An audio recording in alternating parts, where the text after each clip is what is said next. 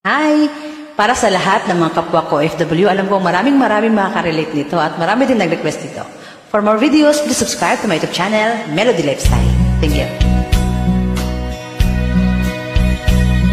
Nagtrabaho sa malayo, sa bansang Arabo.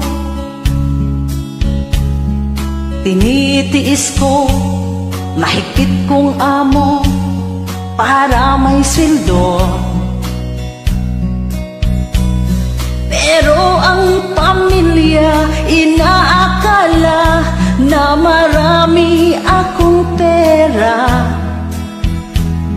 Panay hingi nila, bulsa ko'y butas na, resibo na tira, matatapos na ang kontrata.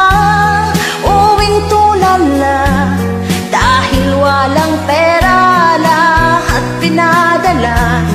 Kahit pasalubong, kahit man lang sabon, kahit tsokolate, sapatos at perfume. Kaya ako ngayon'y kawawa, hindi man lang ako nagtira.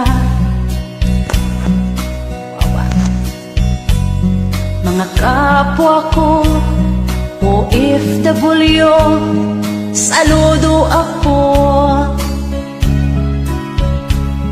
Mahirap man ang kalagayan sa gitnang silangan. Pagod sa trabaho, stress pa sa amo, kubos kinakain ko. Nagsakripisyo para may sweldong ipadala sa inyo. Kaya naman pamilya ko, magtipid tayo. Napapagod din ako, wag sanang magtampo. Sana maintindihan aking kalagayan, pilit nilabanan ating kahirapan. Kaya sa mahal ko na pamilya, kunting tipid ay okay na.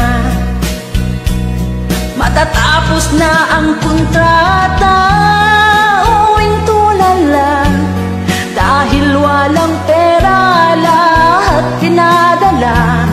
Kahit pasalubong, kahit man lang sabon, kahit tsokolate, sapatos at perfume. Kaya ako ngayon'y kawawa, hindi man lang ako nagtira.